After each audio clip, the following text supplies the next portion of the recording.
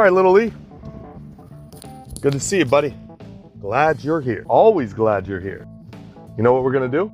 We are going to go to a furniture store. But along the way, guess what we are going to do? We are going to talk about all the stuff that we see along the way. You know why? Because this is Miami and you live in it. And I feel like it's my duty to tell you all about the town that we're driving through, where it is that we are actually living.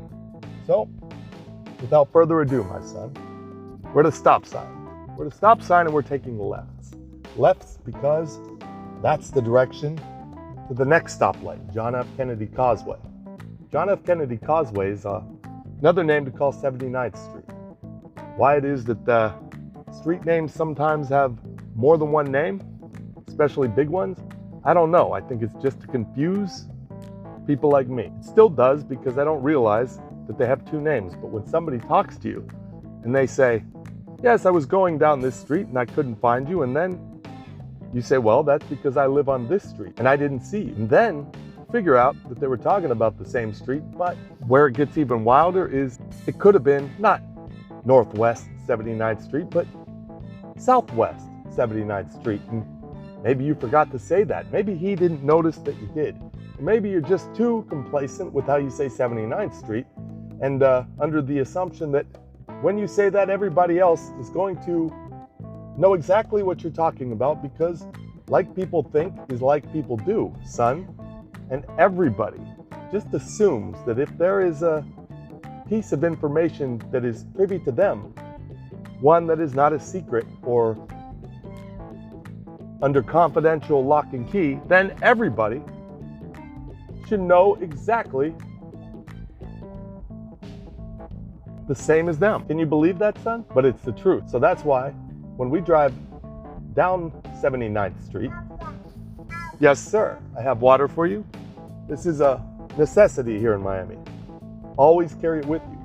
We're gonna cross this bridge. This is a bridge I've driven over many a times when I used to live down at the place where you were born in. And it's changed a bit. It has. It has changed. I can't say for the better, but that could be just me being nostalgic on how I used to know it to be. I used to ride the one wheel down here, son. I did. And when I rode that, this was like an adventure. It was like an adventure. And now you are the adventure. And you don't even know because you can blink and already it's past you. I speak that in the way of the street. As you notice, that part of it is done and we're already heading over another bridge.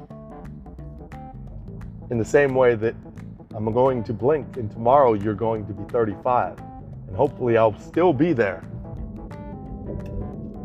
to share this life and how it lives and the moments in it and everything good that might come from all those years, 34 of them more, we could share together.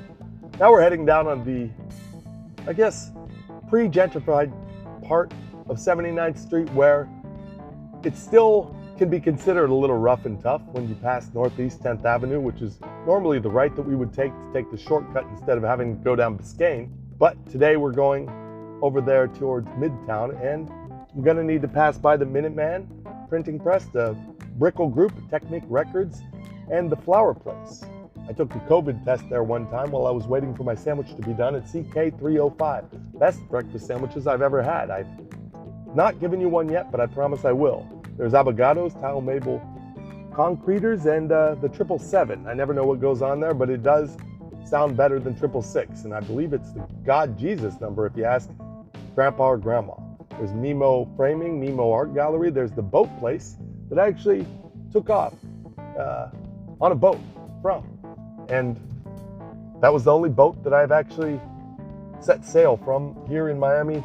And it wasn't all that it was cracked up to be because I went with Zulu. He's a friend of your brother's and an acquaintance of mine. He sells real estate, so therefore he has a boat and he has reason to take people out on it. So they spread the good name about Zulu, and believe me, he's doing okay with that.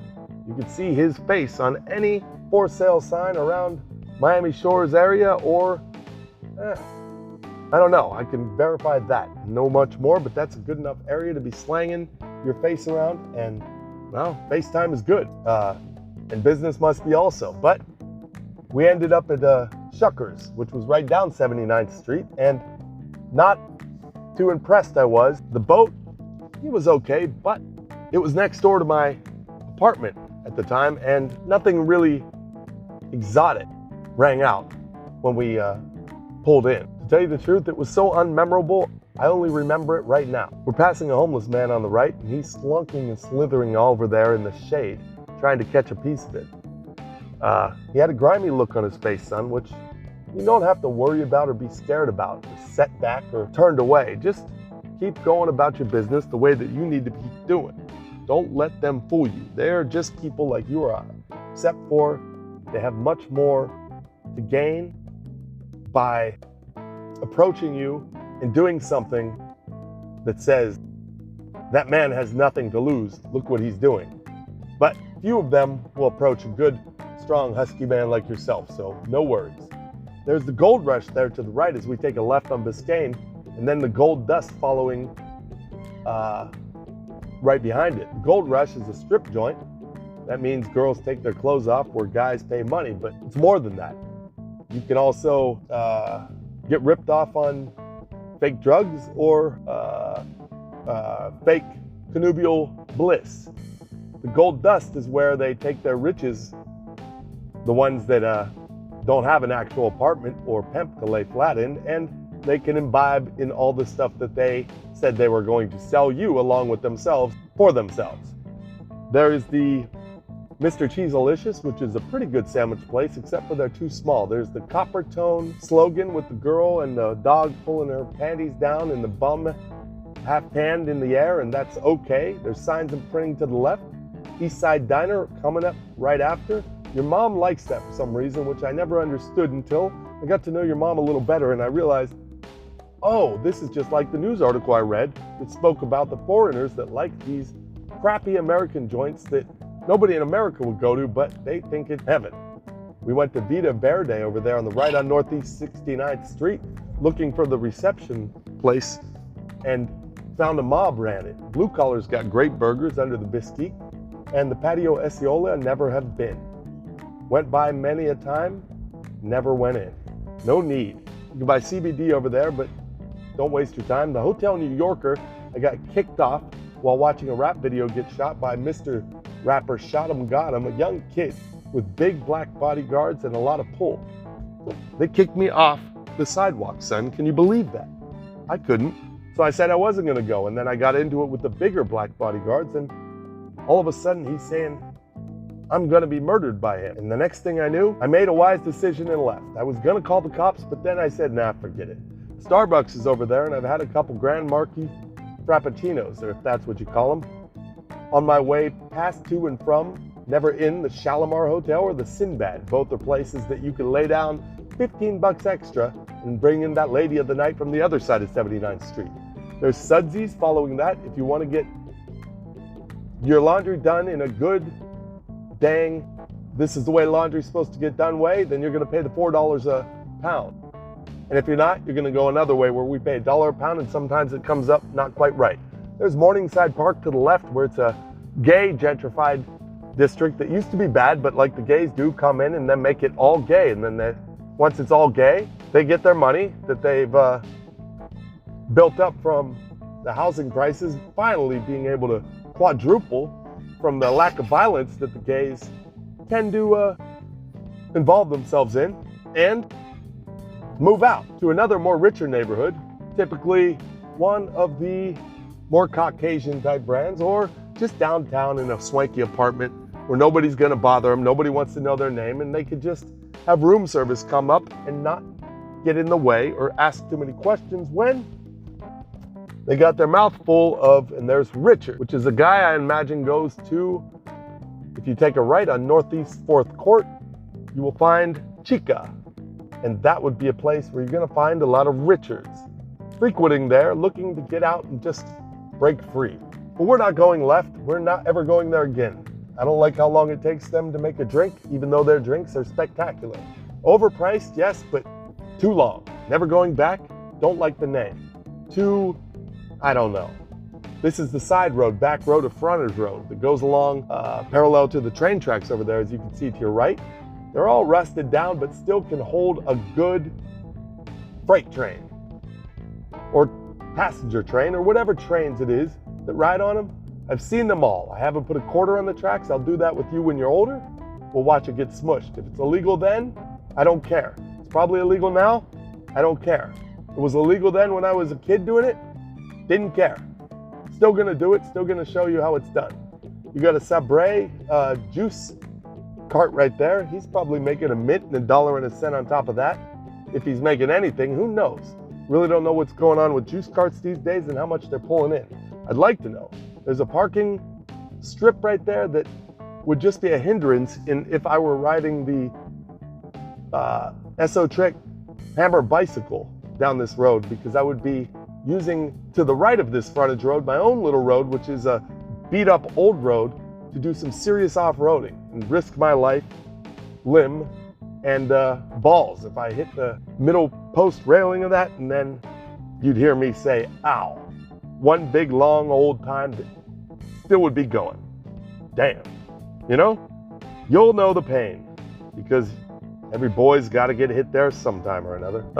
To the right, passing 39th Street on the west side of it, we have the Design District. Juan Diego. He is a frequent customer of all the Q purchases that he wish he never made and tries to renege on, but fails miserably when he does, but still proudly enjoys the amenities that the whole district has to offer for every man, just like him, including him. The ones who live a little better because they don't have to foot the bill for everything they get, which costs a little more. If you know what I mean, you won't, because you'll be working for your coin and making it. Earning that hard-earned cash is how I expect my son to know is the way to get what you need. Now, what I need to get right here is a parking spot. Is it possible? I don't know. I don't even know if this is the right way, but if I could get a spot with this beast of a car, I would be something magical. Can I fit it into there? I don't know. Let's see. Let's see, son. Can I fit it into there? I don't know. Let us see. I don't know. This is possible, and if I get this spot, it is amazing. You'll be so proud of your pop. And I got big trucks coming behind me. Big, big, big trucks. What do? I say, oh, fuck. Can I get in? Can I get in? Will I get in? Is it possible? Yes. My God, it is. Wow, fuck me, man. I mean, sorry, son, but that was an amazing parking spot I just did. So I must congratulate myself on pulling it off. Son, we are here, I believe. It's just a small walk. Let us get out, and I can stop all this crap talk. I love you. We're in Midtown going to West Elm. Would you like agua? Agua? Agua? No agua. Okay. And let's go. What about this parking lot that we didn't have to go in, and instead we got this tight ass spot? Isn't this amazingly that I was able to fit in here in the way that I did with the traffic that was around me? I should have taken a picture of that, because that in this Dodge Ram truck was an amazing park. Truly one of my best. Thank you, son. Thank you. And I'll take a bow when we get home, if I remember. But now, let us continue on to the tour of Miami through your eyes and mine, but explained by your dad, me, to you, my son, my number one best guy that I ever knew and know and always will.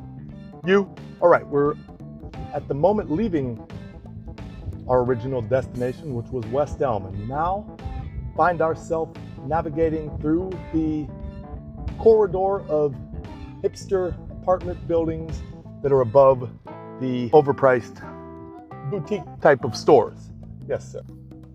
We are going to take a right, if possible, but almost hit a guy on a scooter, and he gives me a look like a man on a scooter, 50 years old, with gray hair, buzz cut, wearing glasses, and able to give a look would give a look. He's got a pager, a knife, Rolodex, and a large phone carrier, along with USB 2 and C, and I believe a lightning cable hanging off of his loose fit, kind of baggy. You can still see the form of that butt and a little bit of the crack that's tugging up against it with the sweat building up under it, and a pair of shoes so unrecognizable and plain that I could never find a description for the pair of shoes other than that was a bland pair of shoes on a man like that who gave us a look for doing what Miami drivers do best. And I cannot say that I am not one of the best Miami drivers out here on the street today, because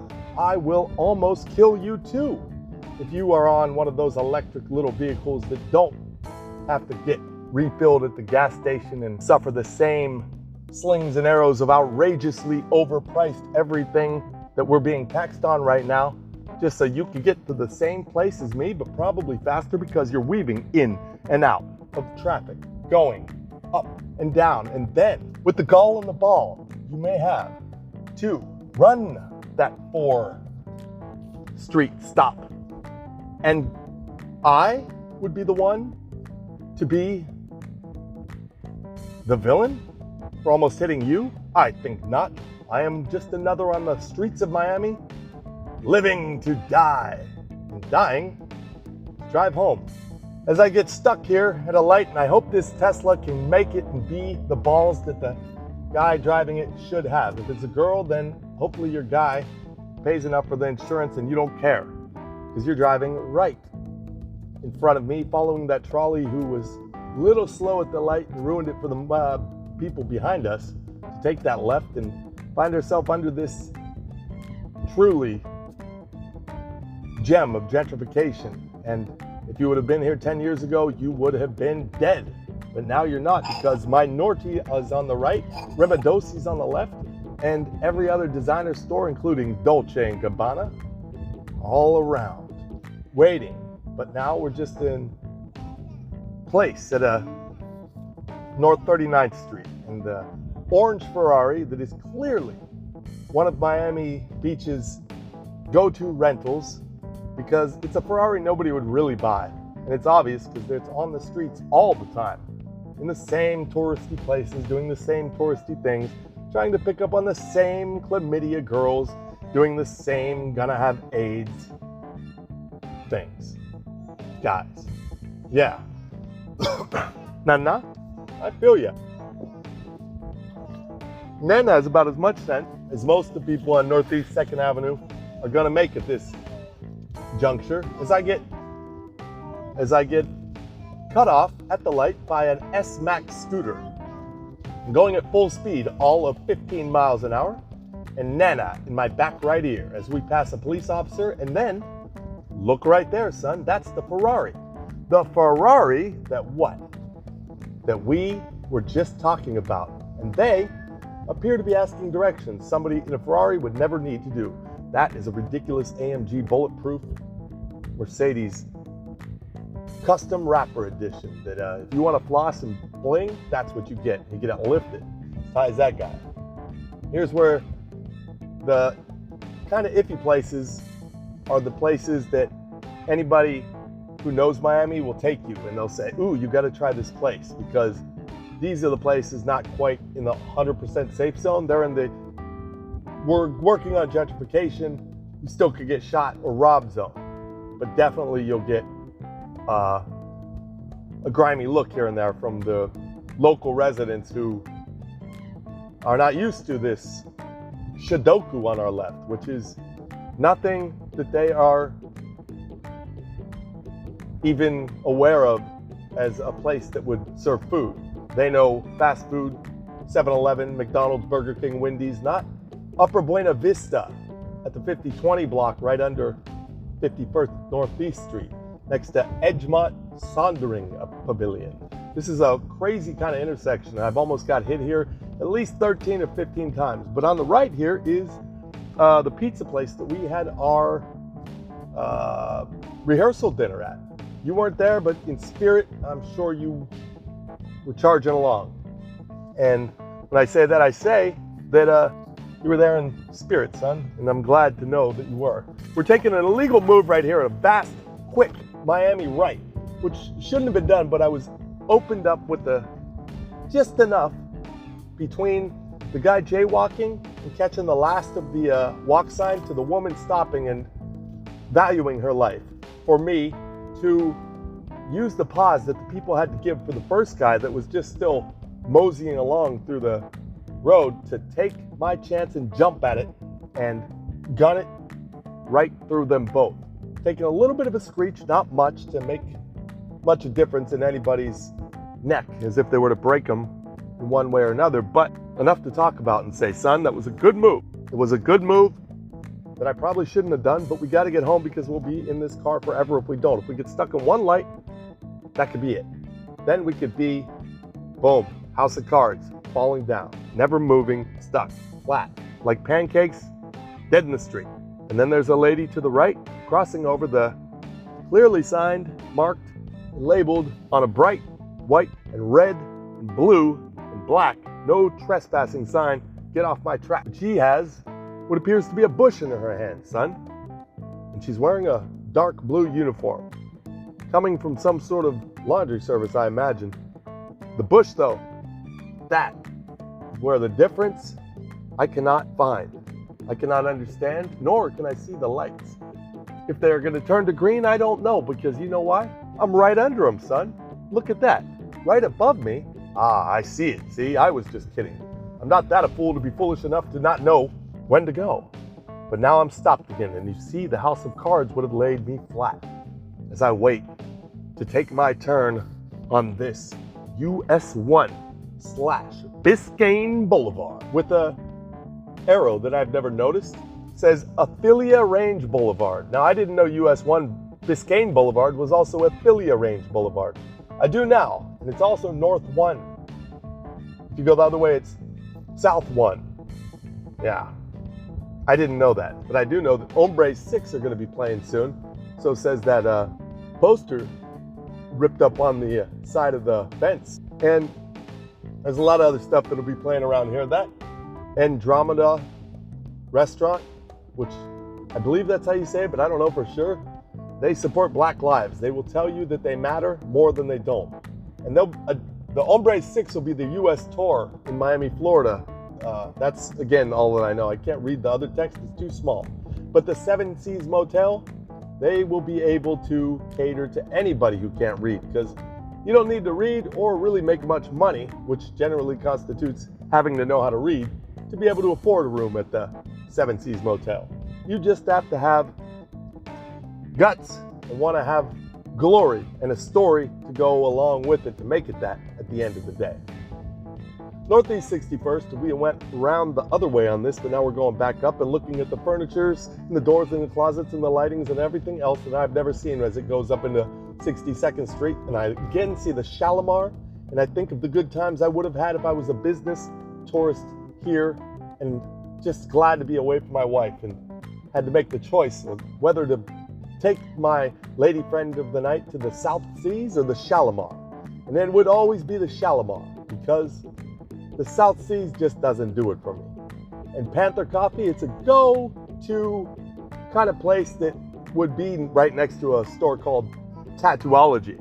It's just names that people like to say they understand and will recommend, but really the coffee's the same as Dunkin' Donuts coffee, or the same coffee that you can brew at your house. It's just coffee, man. A bean's a bean, and based on the grind, and the grind is, if you're American, about the same all the time. We just like to act like it is something a little more, you know, but it ain't. What else we got? We got, looks like spray paint,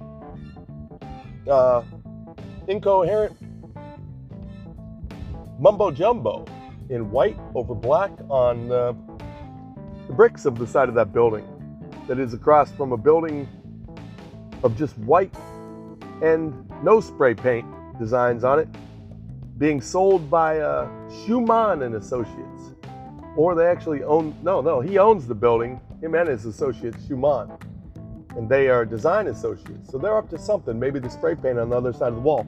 there's a girl with a humongous piece of fat on her back going into Subway, trying to be the next Jared, and we're heading to Northeast 71st Street in the next signal where we pass by the AT&T on the left. They never helped me out one time when I asked. The Dogma Grill, they boast that they have the best hot dogs ever. Everybody says that. I still prefer hot dog frozen. There's a man wanting wannabe Supreme stuff and a bike that I think it was mine. It could have been stolen by him. I should turn around, but you're here, so I'm not. Signs I'm printing. I'd like to make one that says, "Go kill that guy with the bike that I think is mine because he stole it," and then I'd probably be in trouble. So I better not do that either. But the Vagabond Motel, they house Mr. Mandolin and prices that shouldn't be. I think that they were one of the first up here in the newly filled with money and heart area of Mimo, Midtown.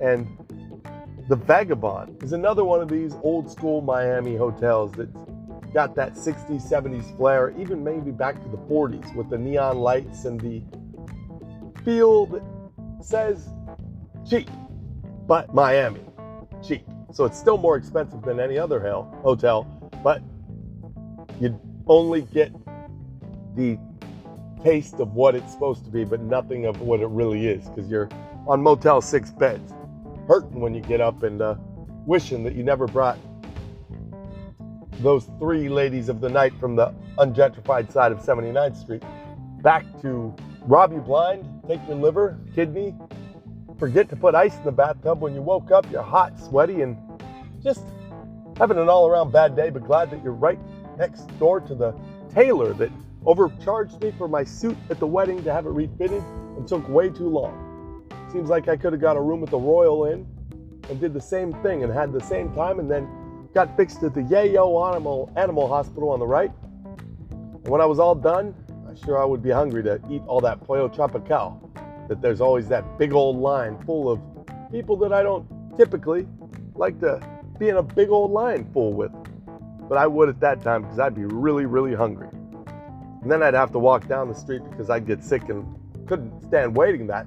Look at the cats meow, wonder why people cater to their cats. And then I think they all are as crazy as the toxoplasmosis that's driving them through their crazy life.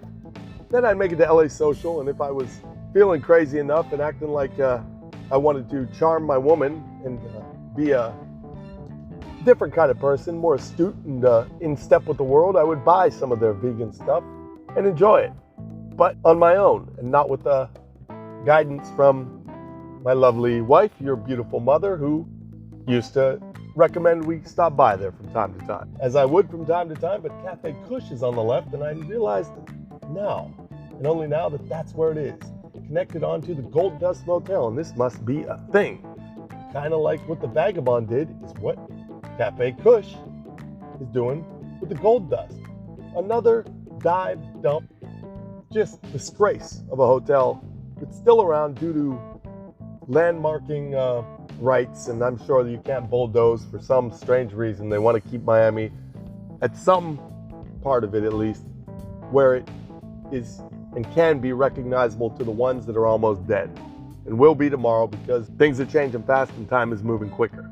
There's a canal right there. There's a restaurant over there, down there on the left. We ate there with your other grandma, your mom's mom, and the great Juan Diego, and myself, and it cost us an arm and a leg for pancakes, like $500 for stupid pancakes. And there was probably a fish in there or something. And you know, Juan Diego ordered the biggest, most expensive meal that was on the menu, and that's good for a guy who barely can read.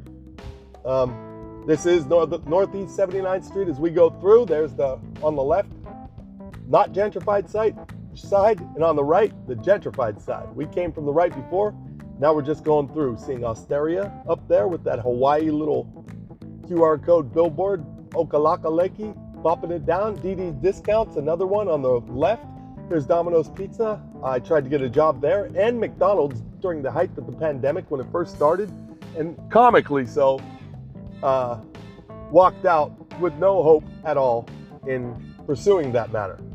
There's the Car Care Center, the Hope Church of the Nazarene. Don Bailey Flooring, with the guy probably got balls bigger than the ones it would take to sell real estate to put a billboard of himself like that, or he's just a little bit on the I like other guys like me. There's the Social Security Administration, the place where you put your food trucks if you need to. Put a food truck up somewhere where Uber Eats can just pick it up and you don't have money for real estate on top of that or a real place to go. Just park it over there in that empty lot and then hang out with a bunch of other your competitors and try to be somebody in this great state.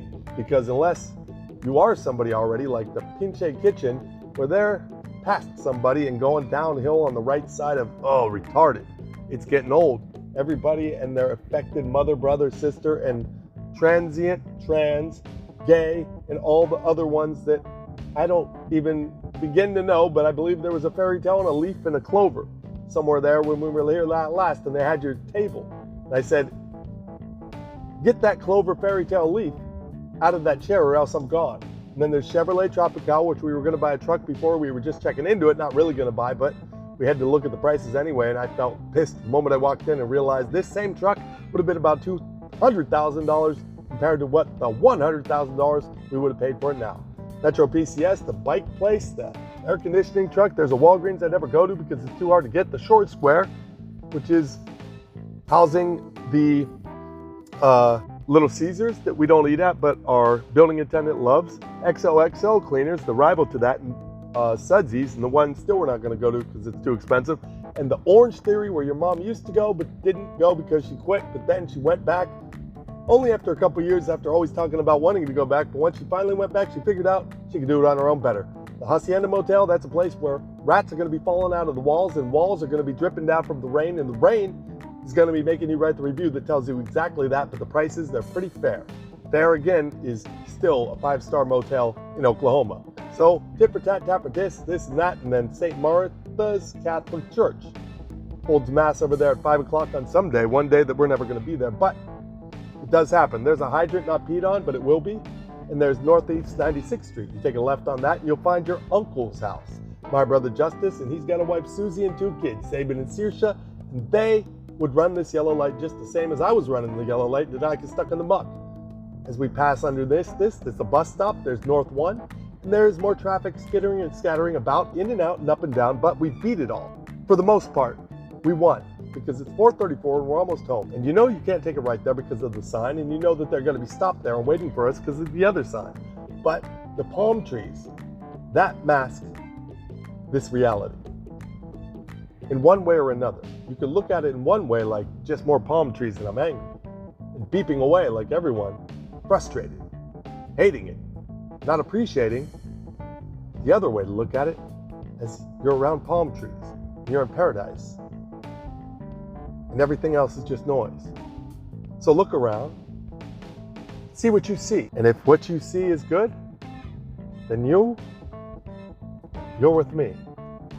As we make our final stretch and pass over this bridge, which is, the name escapes me, but it won't, Hugh Anderson Boulevard. Also on Biscayne, but it turns into Hugh Anderson Boulevard from 32 feet. And now, hump ahead, hump, and hump. What we talked about this morning, coming full circle. How'd I do? How'd I do, Chew?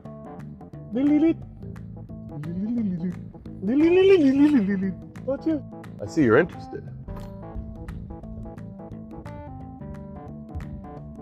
I know that was fast, son. It was fast.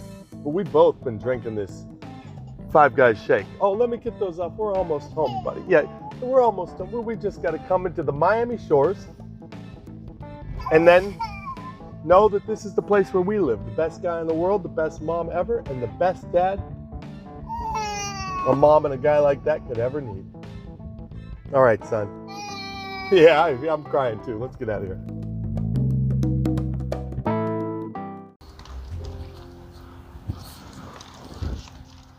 Well, son, good morning. It's Saturday. It's quiet out.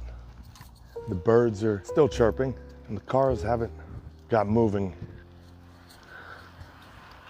the way they normally would on a Monday through Friday. So the weekend peace is something that we get a little more for 2 days. Just a little more. It's kind of nice, right? Better than not, because the everyday hubbub and chub of all the rest really starts to zone in on you after a while, and then you just get used to it, so you're just zoned in also.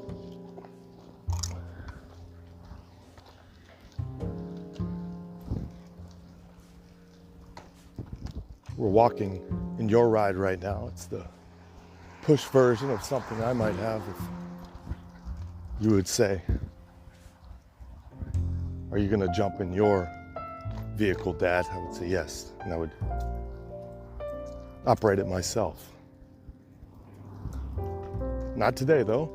Today in this vehicle, this nice stroller of yours, I'm pushing you gladly and tugging along with our dog James Bond. He's got golden pee, if anything, and octo poopy on a night when he may have caught some scraps from under the table and held it in until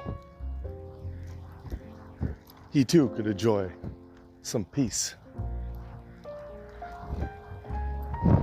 in movement.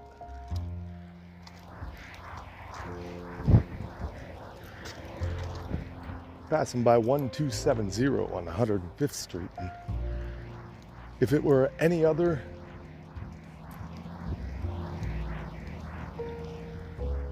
bunch of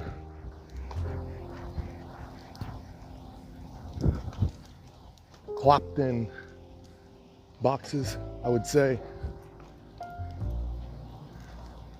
that definitely is a low-income housing development that never developed. It was just a project, so that's how it remained. But here, in this market, I would say otherwise. I would say it's a pretty pricey piece of estate there that I'm kind of envious of the people who got it before me. And then that fear of missing out just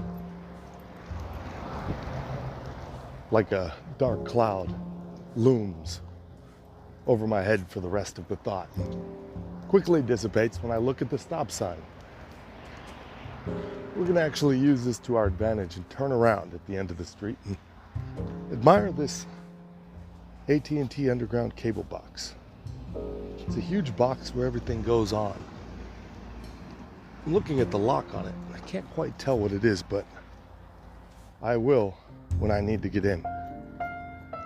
If you recognize this when we were driving, now you can see the hump ahead signs and notice it's the same place. You're just coming at it from a different perspective, a lower angle than a truck could afford you. We have nice palm trees similar to ours in the living room. One I ripped out of the ground with my bare hands. Threw it in my brother's truck, your uncle, and lugged it up all the way to our old apartment. And your mom liked it, so we kept it and brought it here. And now it flourishes. Greener than green and better than any plant I've ever had the chance to own. The only other one I remember is a marigold, and it grew, flowered, and then died. This is a never-ending cycle of life. I don't know what kind of palm it is, but whatever they call it, I don't care, because it's my buddy, and that's good enough for me.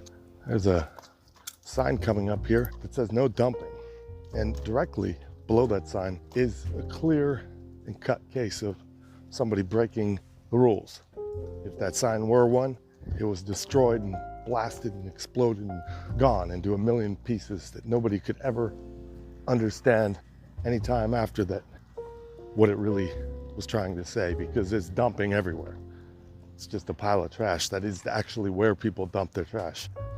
It's funny. It's like people got a little lazy and only read half the sign. Dumping. not the no. They didn't get that part. Bunch of dyslexia in this neighborhood, maybe. Isn't that where you read things backward? This is the 1330 building. It's a building that falls under the same line of thought that the previous one I'd spoken about did. And they gotta be thanking God, as so many others do, for that coronavirus and what it did to Miami's real estate prices.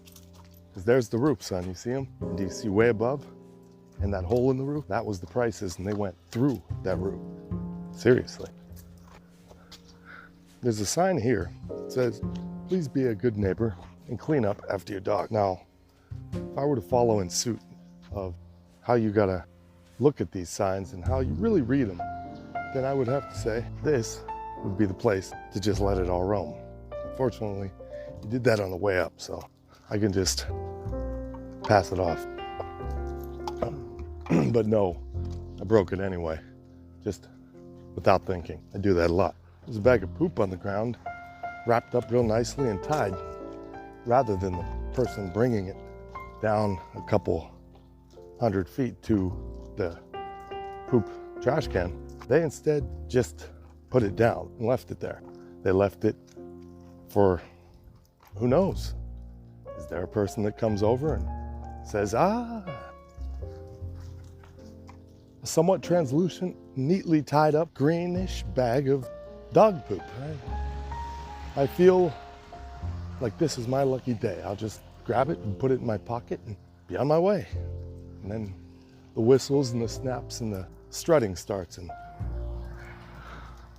the world we know has long since been gone, if it does. There was a lady, she was slowing down to a pace that says, I'm in my car and I'm looking at you guys, and it's telling the driver of that vehicle your son's riding in that I'm interested in one of two things. Number one, directions. Number two, rumor has it somebody left a little green bag of poop here. Can you tell me where it is? Alas, the shyness in the woman left her at a simple U-turn and then back along the way she came. Sad to say. Sorrow is sweet. But my sympathy, quite silly. As a Saturday soothes somebody like me.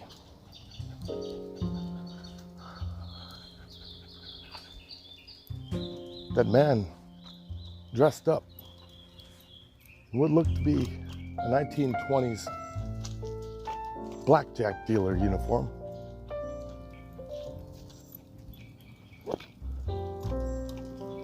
Only thing I didn't see was the green visor, but I don't know if that goes in accordance with 1920s blackjack dealers. Either or. The man was dressed like he was gonna deal some cards and didn't have a visor, but he had a big face on him that replaced any need for some sort of trinket to try to distract you from a small face, like a visor. No, this face was rather immense, large, with a face on the face that you could see puzzlement and perplexing thoughts gliding about, dazing through almost, and putting him in a direct correlation with the life choices he was forced to make at the moment. That is,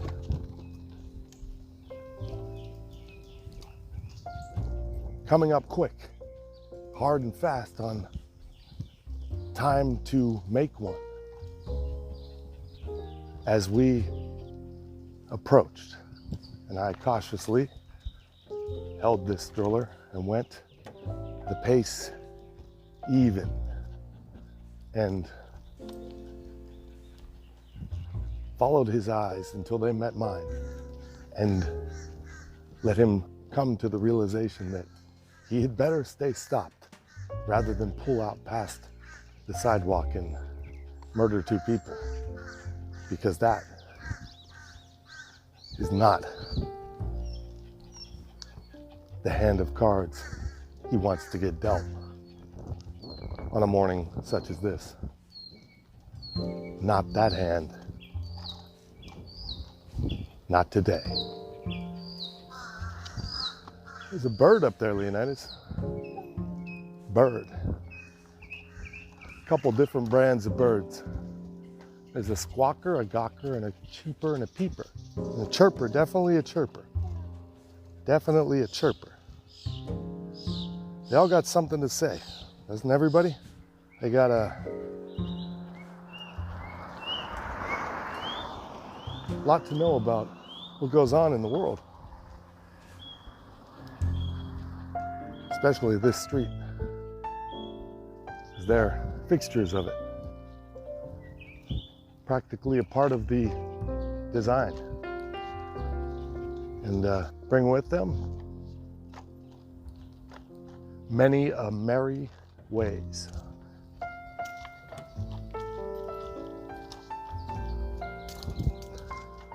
Although I can't tell you that that is fact, more just an opinion from a thought that when I hear bird chirps, son, in the morning, I'm just assuming that those chirps are of the pleasant nature and they're meant to do no harm or cause no foul to anybody, anyone, or anything. They're just noises that tell all the ears able to perk up when they pop through that people are happy to be alive. Exactly. Birds are happy to be alive. And that's good. And if I could speak an ounce of bird, then I might have an ounce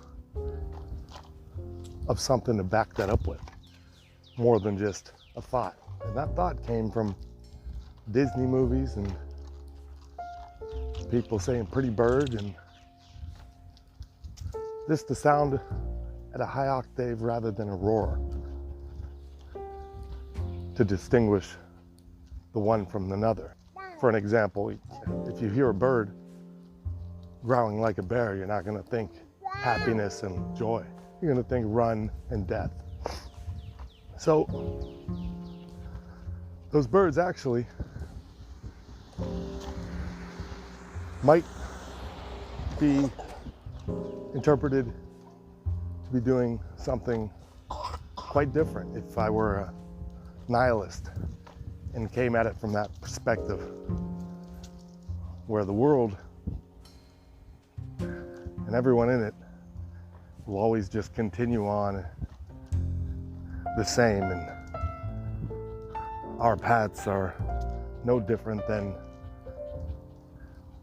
the ones who walked them before us. So why put the effort? I'm sorry. The nihilist would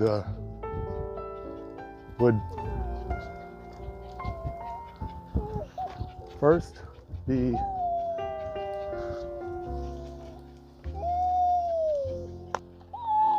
kind of annoyed that when your mom called son, it all came crashing down, and that thought blew up, and everything that we had going for us up to that point for the last 20 minutes flushed down the toilet, and this day destroyed. And my bird theory, well, I'll try to finish it and say that the nihilist would maybe say that those birds are angry, or maybe calling gang signs out, or picking fights, or in a war, or playing King of the Hill, or taunting, teasing, everything other than just trying to be happy and please all of them. No. But flush down the toilet, so I'm gonna hit it, watch it go down. And then we await the meeting with our lovely lady of the house, woman of the world, mom who's the bomb. I know, Choco. I know. Things I can teach my little boy down the street.